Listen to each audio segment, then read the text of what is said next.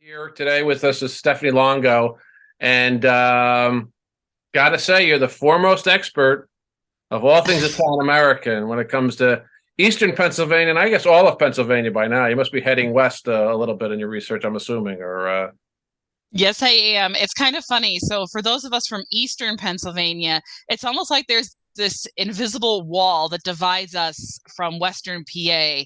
I guess the wall would come down like around State College area, and we don't tend to intermingle. It's weird, but I feel like as I'm getting more and more involved with the Italian community, especially in the state of Pennsylvania, that wall is coming down and I'm discovering more about Western Pennsylvania and it's great. But then the friends that I've made in Western Pennsylvania, it's the same thing. They're like, oh, I've never been to Scranton or I've never really been too far east except for Philadelphia. So I think that it's just a cultural thing in the state, but yeah, you're right we're about that. we're a big state. Yeah, I went to college out there in Western Pennsylvania, and the people like from Scranton and these other places, Yeah. they thought they were more New Jersey than where I was from. And then I was thinking, no, you guys are, all part of the same state, Pennsylvania and stuff. So yeah, it's something else. Yeah. Yeah, the culture is very different. Sometimes in Western PA, I think to myself, wow, it's like you're in Ohio almost with some of the local accent.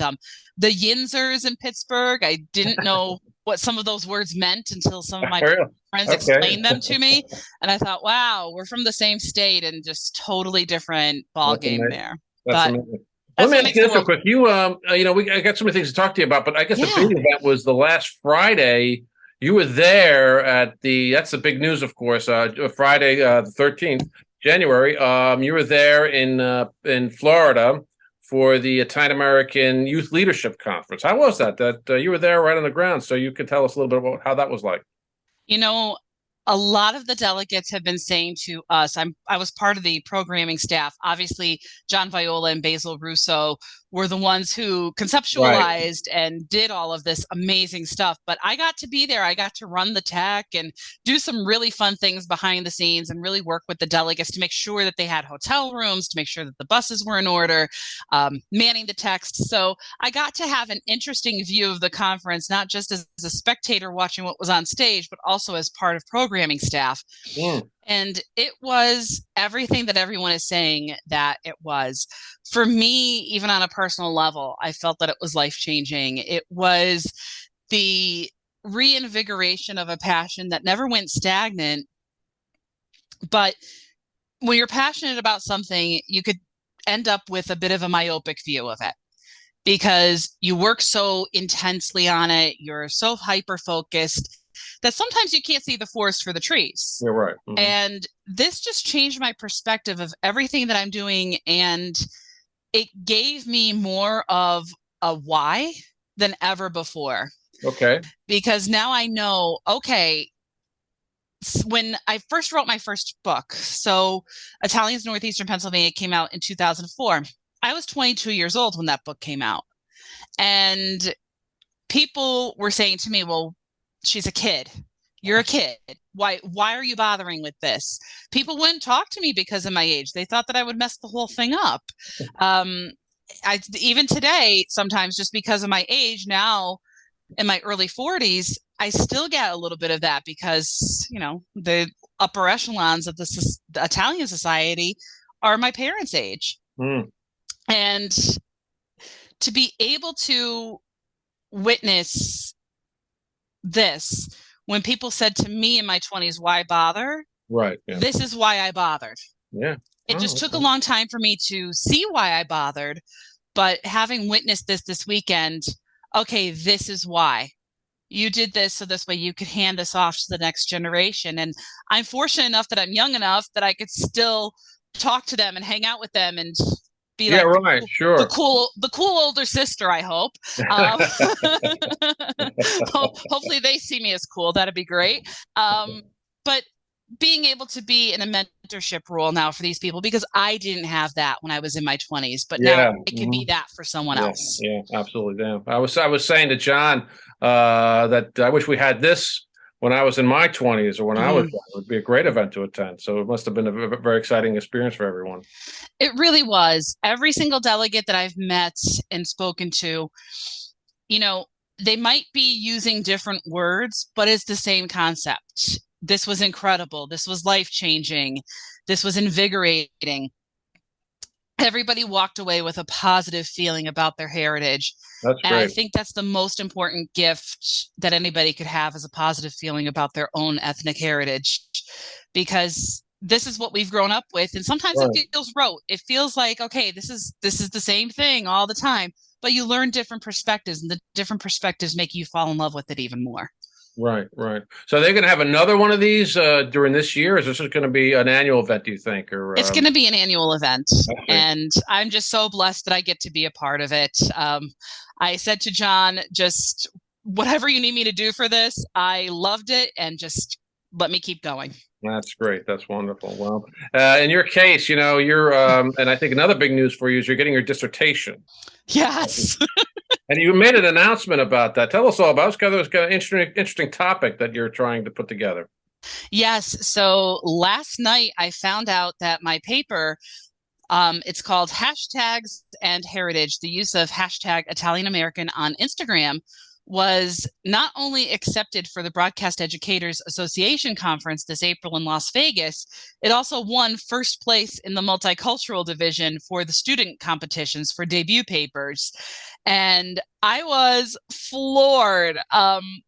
You know, I went back for my doctorate in my 40s. When I turned 40, I made myself a list, and it was professional, personal, the things that I wanted to accomplish with the rest of my life. Because I feel like when you hit those milestone birthdays, it's a time to reflect on what was and what is and what could be. And the big thing for me was, you didn't get your doctorate. I started my doctorate when I was in my 20s, but unfortunately, the program I was in was canceled, and I was a little bit gun shy. I thought, well, what if I go into another program and it's canceled? And I just put everything on the line for this. So I didn't go back, but I went to Regent University for my second master's degree in journalism.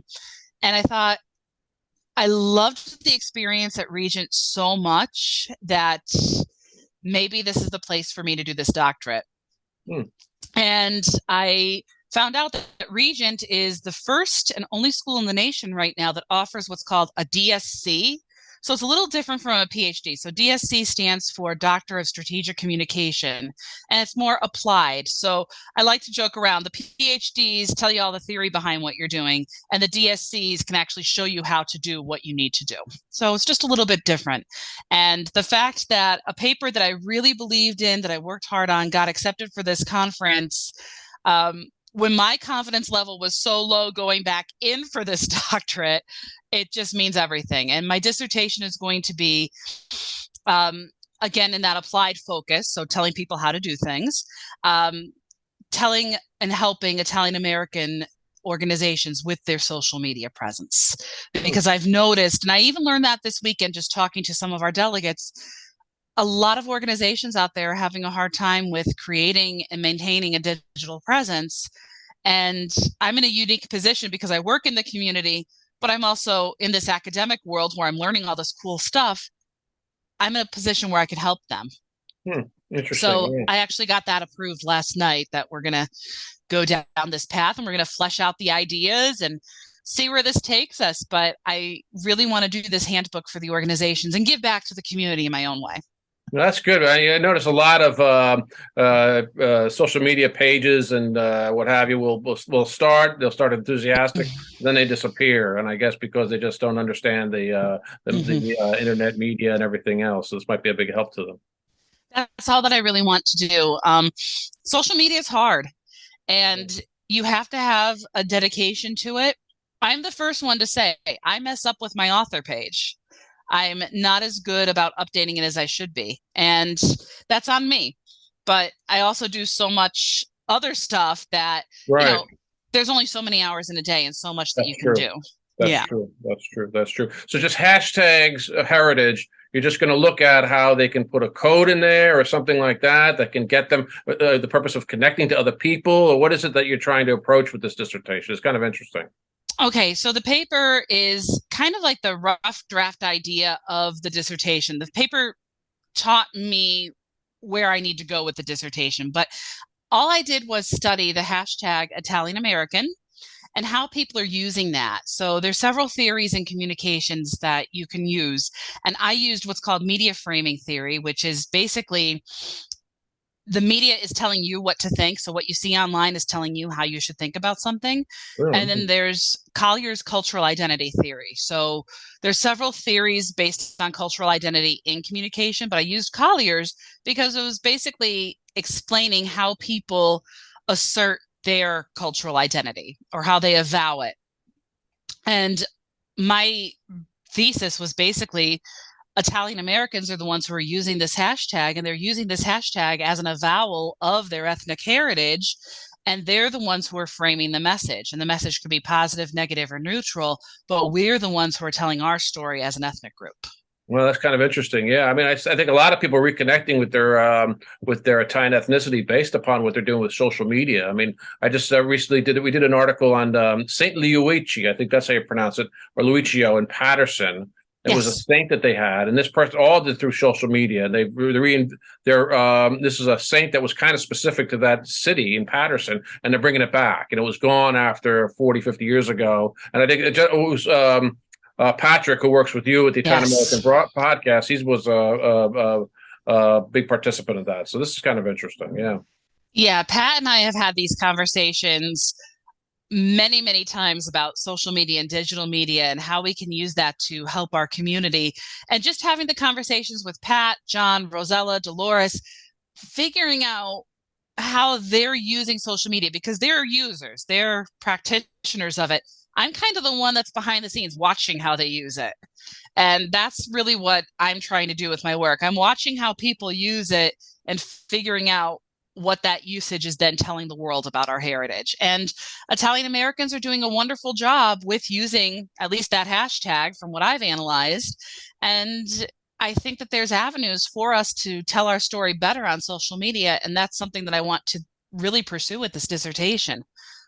Well, that's very exciting, and I mean, you're the producer of you're a producer of the Italian American podcast. Yeah.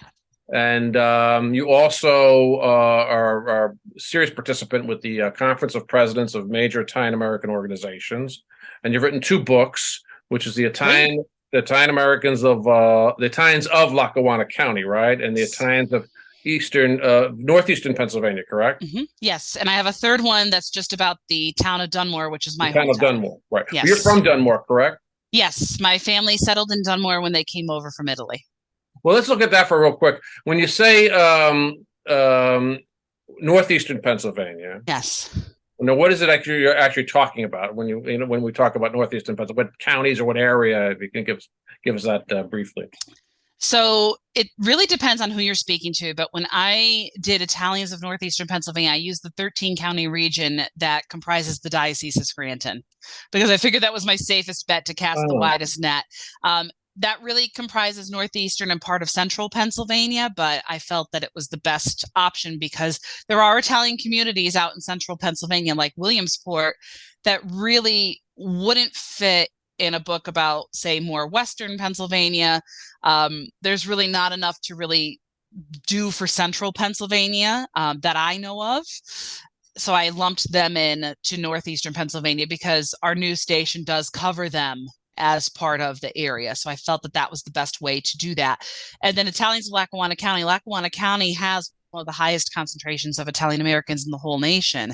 So it was in fact, my town of Dunmore, in the 2014 American Community Survey, we were the highest in the top 20. I think we were number 12 for most Italian American towns in the United States. And so there were actually 5 towns in northeastern Pennsylvania that were part of this, 2 in Lackawanna County, so Dunmore and Old Forge, and then 3 in neighboring Luzerne County.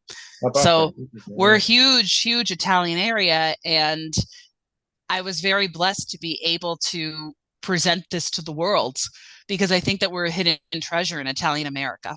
You really are. I mean, I read the 2 books. I haven't read Dunmore yet, but I hope to I hope to get to that very soon. But the 2 other books, we reviewed that in PRIMO, and it's it's a good book when you begin and you finish it almost on one seating. You just turn all the pages because you're a very good writer. But the research you have, the anecdotes and the information that you have there was quite incredible. And I learned, I've been doing this for many years, but I still learned a lot just by reading these two books of yours about this whole community there, the Italian American influence, and just everything else. It's really quite an extraordinary work that you did. Thank you so much. It was a lot of historic reconstruction because a lot of records weren't kept. I see. So I would have to go to people and ask them. And the kicker of it is you can go to one person and they'll have one memory of an event, and then somebody will have a completely different version of that. And you're like, what is the real history? And in 2004, we didn't have websites like newspapers.com. You'd have to do archival research. Right. And that was hard. So Mm. I always say to people, this isn't the complete history because I know that there's parts of it that I don't know. I'm constantly discovering new things, and I want to constantly discover new things because the more that I know about this in our area, the more I can present it to other people and hopefully encourage other people to do the same thing with their areas.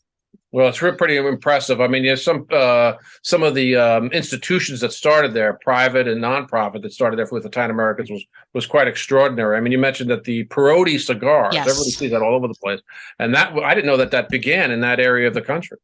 It did. And, you know, they're a very wonderful family. I've done some extra research on them. I'm still working on a continuing research project on Perotti cigars specifically. So if anybody has any information on that, send it my way. They're such a wonderful family, and they're so proud of being Italian. But what I appreciate the most about them is that they're very proud of being from Northeastern Pennsylvania. How about that? That's great. Dominic Keating, he is the heir of the Sirachis. He's their grandson. And he's a walking encyclopedia of Northeastern Pennsylvania. And I could talk to him for hours about things because he's witnessed it. But he's also witnessed a lot of really interesting things that have happened in Italian America because of his family's role. And it's interesting to me to see how Northeastern Pennsylvania fits in the overall Italian American history of the United States. And Perotti's one example. Planters Peanuts was founded in nearby Wilkes-Barre. Mm-hmm. There's so much out there, and I just wish that people would come to our area and experience it. Well, Scranton, I guess, is the center of it all, and the Yes. archdiocese there and everything else. And that was an interesting story you had there about a priest, I think, that he was almost had to carry a gun at one point Mhm. because he was threatened by some of the other people because of the Italian American influx. Yes, so that was at St. Lucy's Church in West Scranton. So St. Lucy's is considered the mother Italian church of the Diocese of Scranton because it was the first one in the city of Scranton. Actually, Most Precious Blood Church in Hazleton dates to about, I want to say, maybe 10, 15 years before St. Lucy's was established as a congregation. But St. Lucy's was the big one for Italians. A lot of people don't realize that there was an Italian colony where St. Peter's Cathedral now stands. And they wanted to get the Italians out so this way they could build the cathedral because it was, I don't want to say it was a ghetto, but it wasn't the nicest section of town. The diocese purchased the property, got the Italians to then move up to West Side, which is one of Scranton's larger neighborhoods. In fact, if we ever had a designation of a Little Italy, it should be West Scranton. And they built St. Lucy's Church. That was their congregation. And you could actually see St. Lucy's from downtown Scranton, and it's breathtaking. There's scenes of Italian soldiers and American soldiers from World War I on the building. It's definitely worth going to visit at least once if you're in the area. Yeah, very, very true. That's a wonderful city, and the big Christopher Columbus statue is there. Yes, and yes. You talk about that, and you talk about how that, and you're still involved with the Christopher Columbus Education Project, correct? Yes.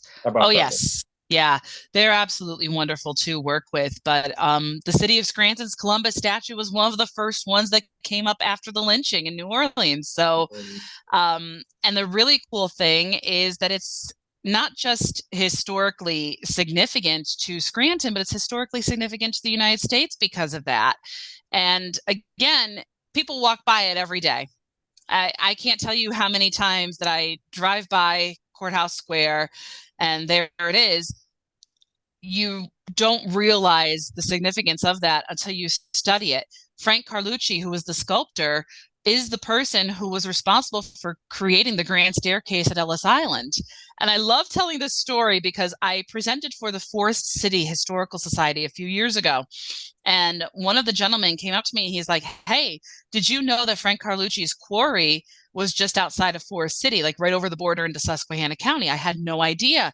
And he said, "Yeah, that's where the stone for Ellis Island came from." So Oh, the first steps that these immigrants made in the New Worlds in the United States, it was on stone from Northeastern Pennsylvania. And to me, that's just an that's an amazing incredible feeling. connection. Yeah, an Yeah. incredible connection. Yeah. Now, Frank Carlucci, for people my age, we think automatically of the former Secretary of Defense and Yes. the national. Now, was that his father? Was he any related to him? Or It was his grandfather, I believe. okay, all Yes. right, okay, all right. Yeah. And he was a master sculptor. He was also, in my opinion, the most important Italian American in the city of Scranton, besides our honorary consul that we had at the time. So Fortunato Tiscar was his name. Um, Frank Carlucci unified the Italian community in our area. He was able to get the people to form, I don't want to say like an Italian organization. They still kept their little regional organizations for their separate towns. However, he would have Italian American days where it was just for every Italian immigrant. There was a big celebration that he created down by Hazleton, so this way he could get the Wilkes-Barre Italians involved. So we had people like Amadeo Obici, the Sirachi family, Rose and Angelo Fiorani, who had the radio station in northeastern Pennsylvania. It was an all Italian radio station. He had all of them work together to create this big Italian Heritage Day that they used to do in Hazleton. He was really a go-getter. And from what I understand from some of the information that I've read about the first Columbus Day in Scranton, it was larger than our St. Patrick's Day parade. And we are the number 3 largest St. Patrick's Day parade in the country. So imagine that. Wonderful. So you have the 2 books that you wrote, and how you started one in 2004. Yeah. So, I mean, you've been doing this for a while. What got you so interested in this? I think you've explained the story before to us, but it's been quite interesting. If you could explain to us again what got you interested in the Italian American history here in the United States, the way of life, and everything else. Well, my grandfather came to the United States in 1927. He was 11 years old, and he left his hometown of Guardia, Lombardy, which is actually my background on this Zoom call. Oh, I see. Okay. And he loved Guardia so much. His big wish in life was to go back to Guardia. He raised my mother with such a strong Italian identity. My grandmother unfortunately passed away when my mother was 10. She was also Italian American. Her family was from Calabria. But my grandfather, because he raised her from such formative years, really taught my mother a lot of the Guardiers' customs, a lot of the Guardiers' history. We were always considered Italian. There was never a moment in our family that we were not considered Italian. And sadly, Grandpa died before he could ever get back to Guardia. And I was born 8 years after he died. And my first memory is of my mother taking me to an Italian restaurant locally. And you know how they have those maps, the placemat? And I was 5 years old. I was probably misbehaving, something fierce. She said that we were out shopping for the day and she was just trying to keep me occupied while we were waiting for food. And she took my finger and she just traced the map. And she said, "My daddy's from there." And he always wanted to go back. And that just stayed with me. And as soon as I went to the University of Scranton, I was originally a French major. I had to take a second language to get that language major, and Italian was on the list. And just from my first day in Italian 101, I knew there was something I had to do with this. And I started discovering more about Guardia. The more I learned in Italian to be able to understand the web at that time, which of course it's not the web that we know today. Getting to see pictures of Guardia, getting to do that, emailing Guardia because I had a bit of that Italian moxie, I guess, and I emailed them, broken Italian at the time. I'm very happy that I'm very fluent now, telling them that my grandfather was from there. And I ended up doing my bachelor's thesis on the literature from Irpinia after the 1980 earthquake, because the people in Guardia and the whole Avellino province, Irpinia, they really embraced me as one of their own. when I started just doing this research. And now I've been able to take that. I love Irpinia so much. I have my own blog about it because I think people should know about this amazing area because they are wonderful people, but they kind of get hidden a little bit because Campania, you think immediately Naples, the Amalfi Coast, the Cilento. You don't tend to think of Irpinia.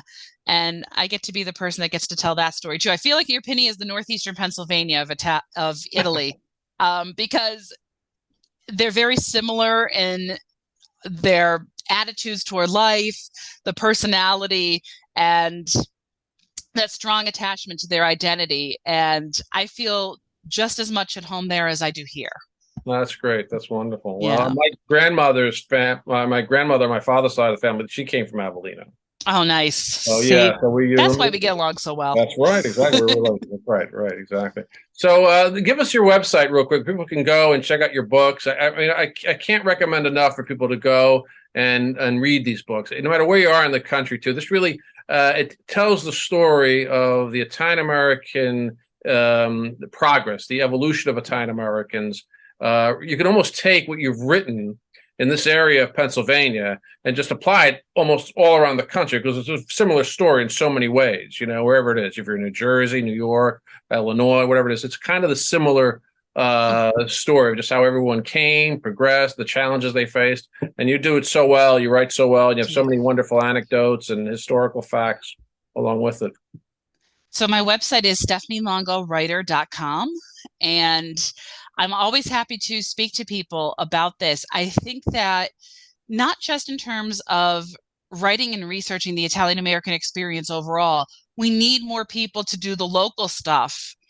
And if there's one thing that I could just say to anybody who's listening to this, if you're an Italian American in a smaller Italian locale, think about being the one that writes the history, because if we don't do it, no one else will. That's very true. You're very, very true about that. Well, that's wonderful. And, I wish you the best in your dissertation. How long will that take you to get that done, do you think? Oh, so that is the big question. I should be walking in the graduation ceremony next May, so May 2024. Well, so that's a lot of work you have on your plate then to get all I that stuff have, done. You look I like have a you're ready for lot it. of Yeah, work. I'm a lot of getting fun though. married in the middle of it, so I mean, Oh, it's okay. definitely, Congratulations. Yeah, that's great. thank you. It's definitely a lot of work, but you know what? It's worth it. If Of I could course. help one Italian American organization digitize or grow their digital presence through this, then it's been a success. Well, that it could have it really can have a great effect on the Italian American community. We're connecting to so many different people, particularly now with all the controversies that are involved. We need to connect with everybody. We need to work together, and you're going to be at the forefront of that. So, I want to thank you so much for all that you do. You do so much, and you do it so well, and it's just wonderful to be a part of it all. Well, it's wonderful for me to be a part of it all. And I'm just lucky that I get to do this. And I can't thank John, Pat, Basil, everybody enough for allowing me to do what I enjoy and have Yeah, fun, because it's not work when you're having fun. So right, I have right. fun every day, and I really owe a lot to them, not just as friends, but also as mentors. They're really wonderful people, and I'm just blessed to be able to work with them. That's great. Well, I'll share I'll have the hyperlinks in the descriptions so people can definitely log on and look at your books. Again, the Italians of Lackawanna Northeastern County, Pennsylvania, Lackawanna right? County. Yeah. Lackawanna County and Dunmore. Excellent books. We gave rave reviews to it in PRIMO because it's so excellent. If you live in that area, you gotta pick up these books, even if you're not Italian. You really do, because she just covers so much history and does it so well. And Stephanie Longo, I hope I can talk to you again because you're doing so much and you're really at the forefront of it all. So that's great. Thank you. It's a blessing. And if I could ever help any Italian American with anything, I'm just an email away. Just reach out. And if I don't know the answer, I'll try to figure it out. I'm That's really great. here to help others. Well, good. That's wonderful. That's what it's all about. Well, thank you so much. Thank you. This was wonderful. Thanks.